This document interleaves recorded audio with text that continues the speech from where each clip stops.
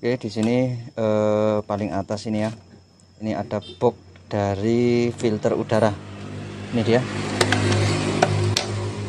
Oke, kita lepas box dari filter udara ini karena di bawah filter ini ada coil dan ada beberapa sensor juga. Ini sebelum kita lepas dari box filter udara ya, ini kita jelaskan dulu karena di sini terletak ada beberapa sensor ya. Jadi kita jelaskan. Yang pertama yaitu sensor IAT. Ini letaknya tertancap pada box dari filter udara. Ya, jadi fungsi dari sensor ini adalah mendeteksi suhu udara yang akan masuk ke throttle body. Cara kerja dari sensor ini, dia mengukur berapa suhu dari udara yang berada di filter udara ini, di box filter udara, yang nantinya data itu akan dikirim ke ECU dan ECU akan menentukan jumlah bahan bakar yang akan diinjeksikan. Contohnya saat pagi hari, saat udara dingin ya dan mesin dingin, maka sensor IAT ini akan membaca bahwa udara masih dingin dan akan melaporkan ke ECU, dan ECU nanti akan otomatis menambah bahan bakar yang akan diinjeksikan oleh injektor ke dalam mesin. Akibatnya mesin akan mudah dihidupkan seperti itu. Tapi ketika sudah panas, maka sensor ini akan membaca bahwa suhu udara sudah panas dan dilaporkan ke ECU, dan ECU otomatis akan mengurangi bahan bakar. Jadi pembakarannya tetap sempurna atau campuran bahan bakar dan udara itu tetap ideal. Ya, ini fungsi dari sensor IAT, intake air temperature. Lalu yang kedua yaitu map sensor. Ini dia map sensor, manifold absolute pressure. Ini letaknya juga di box filter udara bagian belakang. Ini bisa dilepas dengan cara menekan kancingan. Oke, seperti ini.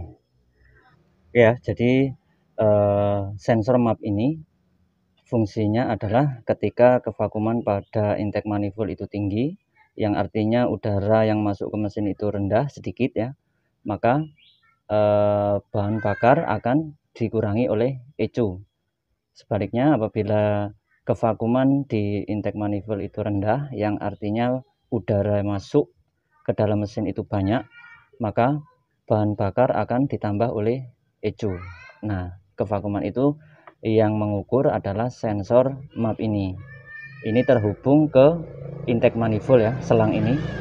Apabila selang ini copot atau ada robek, maka akan sangat berpengaruh terhadap putaran mesin. Dan apabila sensor ini rusak, maka bisa dipastikan campuran bahan bakar dan udara tidak baik atau tidak tepat, bisa keborosan atau terlalu kurus, yang mengakibatkan berbet dan kurang tenaga. Oke, ini sensor map. Dan selanjutnya diletakkan juga di box dari filter udara. Ini adalah solenoid untuk idle up AC. Ya, jadi ini bukan sensor ya, ini bisa dikatakan adalah aktuator. Yaitu fungsi dari solenoid ini, dia di sini ada valve ya, klep. Jadi ketika AC di-on-kan, maka RPM mesin akan bertambah otomatis ya. Nah, si aktuator inilah, si solenoid inilah yang mengatur. Jadi dia membuka udara ke intake manifold. Jadi menambahkan udara ke intake manifold sehingga putaran mesin akan bertambah otomatis. Oke ya, ini ketika box dari filter udara sudah kita lepas, jadi seperti ini. Ini di bawah box filter udara ada coil. Oke, kita lanjut di throttle body ya. Ini throttle body. Di bagian sini ini ada sensor TPS. Oke ya, jadi injakan dari pedal gas kita ya, ketika kita injak pedal gas ini akan membuka throttle atau valve di throttle body. Nah, bukaan dari throttle ini as ini terhubung ke sensor TPS ini. Maka ketika kita injak gas, si throttle ini akan terbuka, dan bukaan inilah, sudut dari bukaan throttle inilah yang dideteksi atau diukur oleh sensor TPS ini untuk dilaporkan ke ECU. Jadi si ECU tahu kita itu sedang injak pedal gas seberapa dan butuh tenaga seberapa.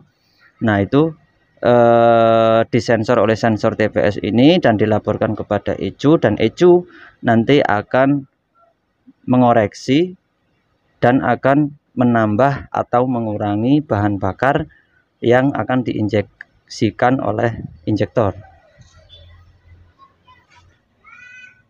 Oke, lanjut di sebelah knalpot ya, di mesin ini juga ada sensor, yaitu sensor O2 atau sensor knalpot. Sensor O2 ini berfungsi untuk mendeteksi campuran bahan bakar dan udara yang sudah terbakar, jadi mengoreksi sisa dari pembakaran. Sensor ini bertugas untuk mempertahankan kadar CO2 di knalpot, jadi membuat sisa gas buang dari mesin itu ramah lingkungan. Oke, jadi cara kerja dari sensor O2 ini adalah ketika kadar dari oksigen di knalpot itu rendah, yang artinya pembakaran sudah bagus ya, mendekati sempurna, maka akan dipertahankan oleh ECU. Tapi ketika kadar oksigen di knalpot itu tinggi, yang artinya tidak terjadi pembakaran sempurna karena terlalu banyak udara daripada bahan bakar ya, maka sensor ini akan melaporkan kepada ECU, dan ECU akan otomatis menambah bahan bakar ke mesin, seperti itu. Jadi selain untuk mempertahankan sisa gas buang agar aman, sensor ini juga berfungsi untuk mengoreksi sisa dari pembakaran sehingga nanti pembakaran tetap ideal atau sempurna. Oke, kita lanjut ya, di bagian belakang dari head ya, silinder head. Di sini ditempatkan CMP ya, camshaft position sensor. Oke, karena letaknya di belakang, kita lihatnya juga agak susah. Ya, sensor CMP itu yang ini. Ya, ini dia sensor CMP. Sensor CMP ini berfungsi untuk mendeteksi top 1 dari mesin. Ini untuk proses pembakaran ya, untuk proses pembakaran. Contohnya kita hidupkan di awal itu butuh data dari top 1. Nah, top 1 itu yang mendeteksi adalah CMP ini. CMP ini jadi berfungsi untuk membantu CKP dalam bekerja ya. Jadi lebih akurat dengan adanya CMP ini. Kerusakan dari CMP ini akan menyebabkan mesin susah hidup. Kalau sensor ini rusak ya, maka saat kita awal menghidupkan mesin itu akan sulit, walaupun mesin tetap mau hidup. Ya, itu fungsi dari CMP. Di bagian belakang juga di silinder head. Oke, di bagian sini ya, terlihat ini dia. Ini adalah sensor WTS atau water temperature sensor. WTS ini berfungsi untuk mendeteksi suhu dari mesin ya. Yang dideteksi oleh sensor ini adalah air radiator. Jadi sensor ini langsung tembus ke ruangan dari air radiator, yang fungsinya sensor ini mengukur berapa sih panas dari mesin, seperti itu. Contohnya saat pagi hari, sensor ini maka mendeteksi bahwa air dari mesin, yang artinya suhu mesin masih dingin, dan akan melaporkan ke ECU, dan ECU akan memberikan bahan bakar yang banyak kepada mesin. Jadi mesin mudah untuk dihidupkan ya. Jadi sensor ini mirip-mirip dengan sensor IAT tadi. Bedanya jika WTS ini yang disensor air, tapi kalau IAT tadi yang disensor udara. Sensor ini sangat penting karena sensor ini juga berfungsi untuk menghidupkan atau mematikan kipas dari radiator. Jadi saat temperatur mesin sudah panas, itu biasanya di 98 derajat ya, maka sensor ini akan melaporkan kepada ECU bahwa mesin perlu didinginkan, dan ECU akan otomatis menghidupkan kipas radiator.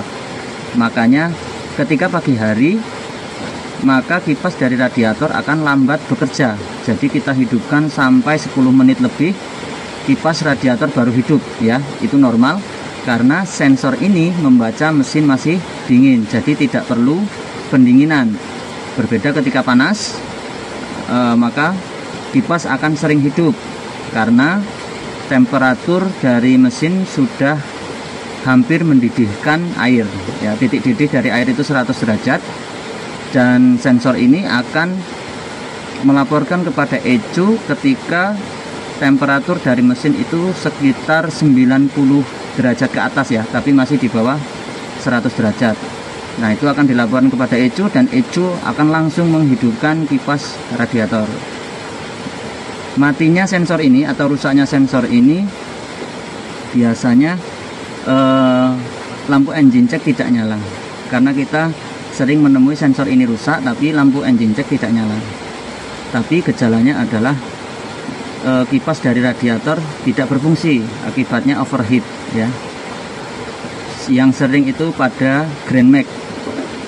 Grand Max itu sering overheat karena sensor ini rusak, jadi tidak bisa membaca suhu dari mesin seperti itu.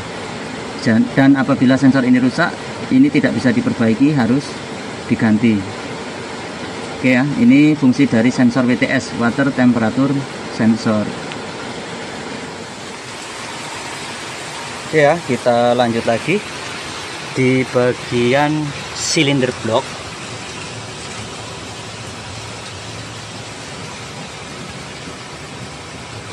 Ini juga kita susah melihatnya ya. Ini yang ini nih ya. Ini diletakkan knock sensor ya, knocking sensor. Knock sensor ini berfungsi untuk menyempurnakan timing pembakaran. Cara kerjanya adalah sensor ini mendeteksi getaran dari blok, yaitu dari piston mesin. Ketika terjadi getaran yang tinggi, yang keras ya, artinya terjadi knocking, pembakaran terlalu cepat seperti itu, maka sensor ini akan melaporkan kepada ECU, dan ECU otomatis akan memundurkan timing pengapian sehingga terhindar dari knocking seperti itu.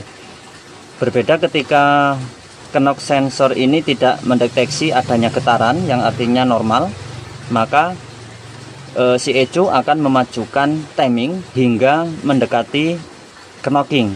Jadi memang pembakaran yang sempurna itu adalah dia cepat ya, tapi tidak sampai knocking seperti itu. Jadi hampir knocking tapi tidak sampai knocking. Nah, itulah terjadi pembakaran yang tepat, yang sempurna seperti itu. Nah, knock sensor ini sangat penting perannya karena kerusakan dari knock sensor ini akan menyebabkan mesin kurang tenaga, ngelitik, dan tentunya lampu engine check juga nyala seperti itu. Oke, kita di bagian bawah mesin ya. Di bagian bawah, di sini ada diletakkan satu sensor yang sangat penting, yaitu sensor CKP. Ya, ini dia sensor CKP, crankshaft position sensor. Oke, sensor CKP ini berfungsi untuk mendeteksi top dari masing-masing silinder, yang fungsinya nanti untuk menentukan mana yang perlu diberi pengapian dan mana yang perlu diberi bahan bakar oleh injektor ya. Jadi timing dari pengapian dan injektor itu ditentukan oleh sensor CKP ini. Nanti CKP ini akan membaca sudut dari crankshaft ya.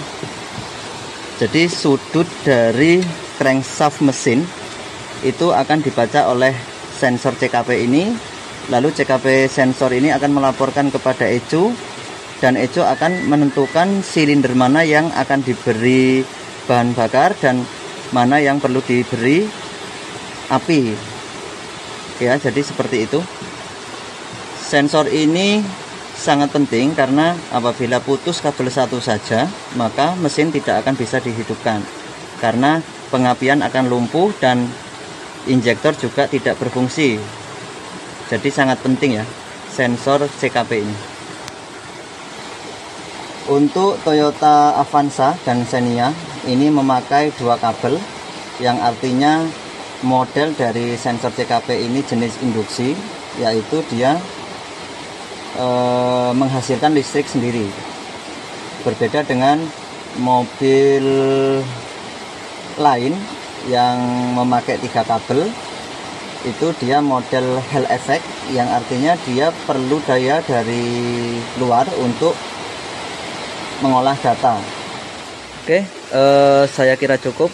Terima kasih sudah menyaksikan videonya. Semoga bermanfaat. Nanti kalau ada yang kurang jelas ya, bisa bertanya di kolom komentar. Oke, terima kasih teman-teman untuk dukungannya. Semoga kita bisa berbagi terus. Terima kasih. Wassalamualaikum warahmatullahi wabarakatuh.